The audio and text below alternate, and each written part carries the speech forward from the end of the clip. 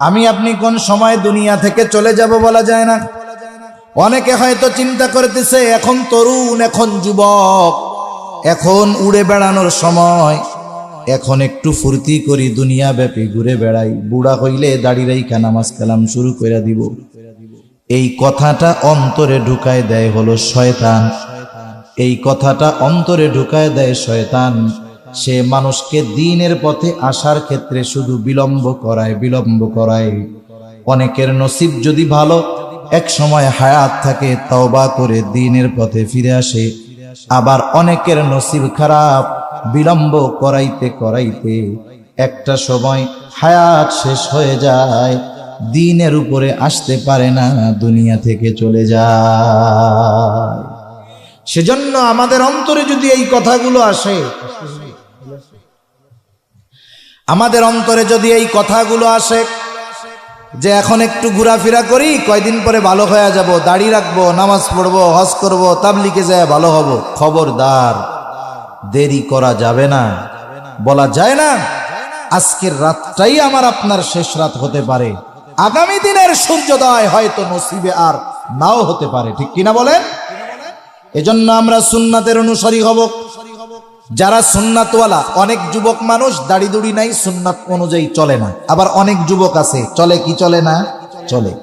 এবার তোমরা যারা সুন্নাতের উপরে নাই, যেই যুবক দাড়ি রাখছে, সুন্নাতের উপরে চলে, ওরে যায় জিজ্ঞাসা করবা ওর কেমন লাগে, অনুভূতিটা ওর কাছ থেকে শুনবা, দেখবা ও বলবে যে এই সুন্নাতের কারণে আমি অন্তরের মধ্যে আলাদা একটা মজা পাই, সুন্নাতের কারণে সম্মান পাই, সুন্নাতের কারণে মানুষের ভালোবাসা পাই।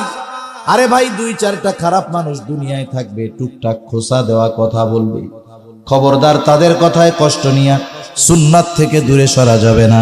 দুনিয়ায় সুন্নাতের উপরে চলবে, মোল্লা বলবে যা বলে বলুক, একটু যদি চামড়া মোটা কইরা হজম করতে পারো, এই কথাগুলাই পরকালে নাজাতের কারণ হয়ে যাবে ইনশাআল্লাহ। তাহলে নবীজি আমাদেরকে আমাদের মা বাবা তথা আমাদের জীবনের চাইতেও বেশি ভালোবাসেন, ঠিক কিনা? সুতরাং আমাদেরকেও নবীজিকে সর্বোচ্চ ভালোবাসার দরকার আছে না নাই?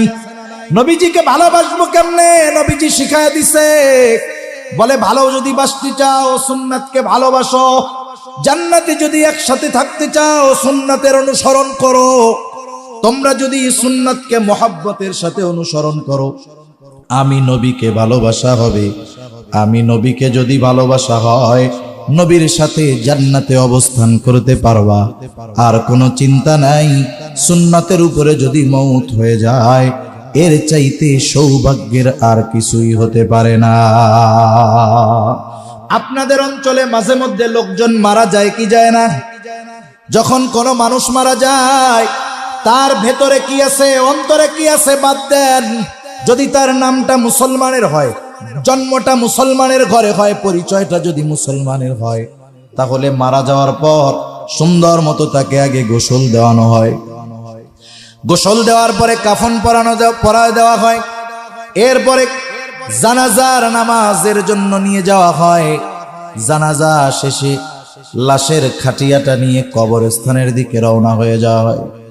এইবার লাশটা কবরের পাশে রাখা হয়। দুইজন আল্লাহর বান্দা কবরের মধ্যে নামেন, আর দুইজন উপর থেকে যে কোনো পদ্ধতিতে লাশটাকে নিচে ধরায়া দেয়, ঠিক কিনা বলেন? বলেন তো এই সময় একটা দোয়া পড়া হয়, দোয়া। ওই কি দোয়া পড়া হয় আপনাদের জানা আছে নাকি? কোন তো কি পড়ে? সামনের দিকে কোন? বিসমিল্লাহি ওয়া আলা মিল্লাতি রাসূলিল্লাহ। এই দোয়াই ময়মনসিংহে পড়ে, গৌরীপুরে পড়ে, গোটা বাংলাদেশ সহ গোটা দুনিয়ায় এই দোয়াটা পড়ে। আমি মারা গেলে আমাকেও এই দোয়াটা পড়াই কবরে রাখবে।